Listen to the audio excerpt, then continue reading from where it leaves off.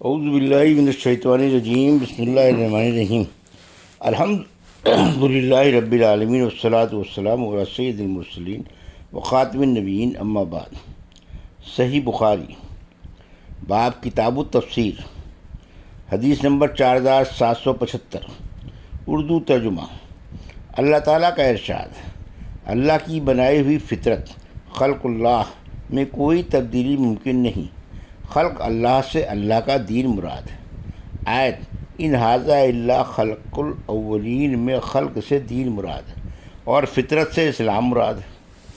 ہم سے عبدان نے بیان کیا، کہا ہمیں عبداللہ بن مبارک نے خبر دی، انہیں یونس بن یزید نے خبر دی، ان سے زہری نے بیان کیا، انہیں ابو سلمہ بن عبد الرحمن نے خبر دی، اور ان سے حضرت ابو ہریرہ رضی اللہ عنہ نے بیان کیا کہ رسول اللہ صلی اللہ علیہ وسلم نے فرمایا: ہر پیدا ہونے والا بچہ دین فطرت پر پیدا ہوتا ہے، لیکن اس کے ماں باپ اسے یہودی، نصرانی یا مجوسی بنا لیتے ہیں۔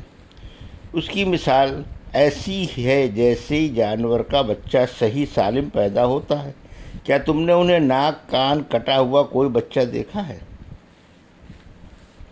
اس کے بعد آپ نے اس آیت کی تلاوت کی: اللہ کی اس فطرت کا اتباع کرو جس پر اس نے انسان کو پیدا کیا ہے۔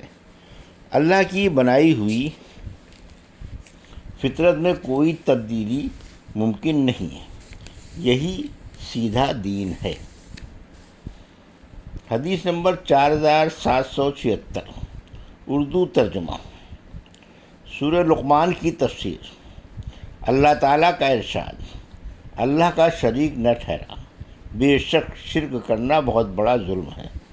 ہم سے قنیبہ بن سعید نے بیان کیا، کہا ہم سے جریر نے بیان کیا، ان سے عامش نے، ان سے ابراہیم نے، ان سے علقمہ نے، اور ان سے حضرت عبداللہ بن مسعود نے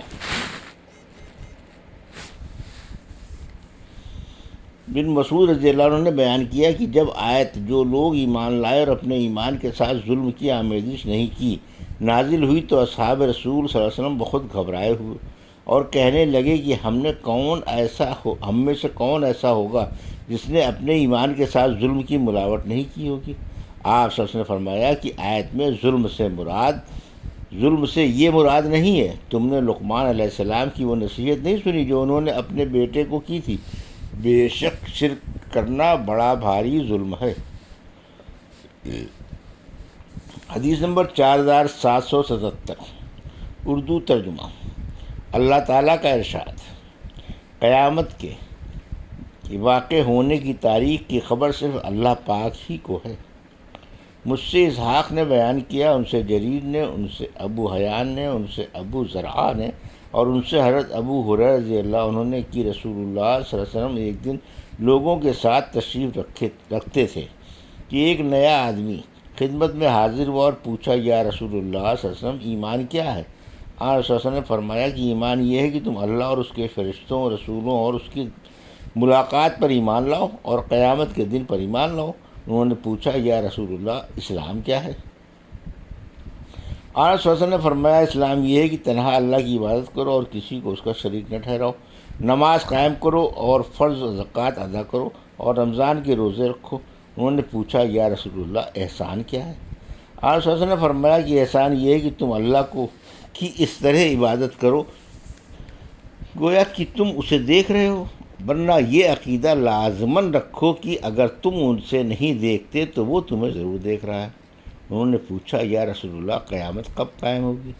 آپ صلی اللہ علیہ وسلم نے فرمایا کہ جس سے پوچھا جا رہا ہے خود وہ سائل سے زیادہ اس کے واقع ہونے کے متعلق نہیں جانتا، البتہ میں تمہیں اس کی چند نشانیاں بتاتا ہوں۔ جب عورت ایسی اولاد جنے جو اس کی آقا بن جائیں تو یہ قیامت کی نشانی ہے۔ جب ننگے پاؤں، ننگے جسم والے لوگوں پر حاکم ہو جائیں تو یہ قیامت کی نشانی ہے۔ قیامت بھی ان 5 چیزوں میں سے ہے جسے اللہ کے سوا اور کوئی نہیں جانتا۔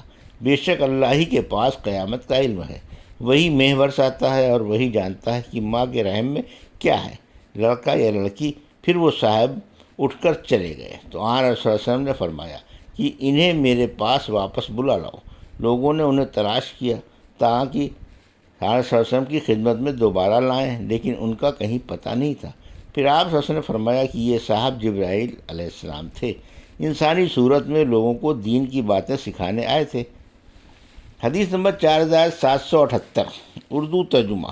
ہم سے یحییٰ بن سلیمان نے بیان کیا، کہا مجھ سے ابن وہب نے بیان کیا، کہا کہ مجھ سے عمر بن محمد بن عمر نے بیان کیا، ان سے ان کے والد نے بیان کیا، اور ان سے حضرت عبداللہ بن عمر رضی اللہ عنہ نے بیان کیا کہ رسول اللہ صلی اللہ علیہ وسلم نے فرمایا غیب کی کنجیاں 5 ہیں۔ اس کے بعد آپ صلی اللہ علیہ وسلم نے اس آیت کی تلاوت کی، بے شک اللہ ہی کو قیامت کا علم ہے، اور وہی بارش نازل کرتا ہے، اور وہی جانتا ہے کہ مادہ کے رحم میں نر ہے یا مادہ، اور کوئی نفس نہیں جانتا کہ وہ کل کیا کرے گا، اور کوئی نہیں جانتا کہ وہ کہاں مرے گا۔ حدیث نمبر 4779، اردو ترجمہ۔ سورۃ تنزیل الف لام میم سجدہ کی تفسیر۔ تنزیل السجدہ کی تفسیر۔ مجاہد نے کہا کہ مہین کا معنی ناتواں، کمزور،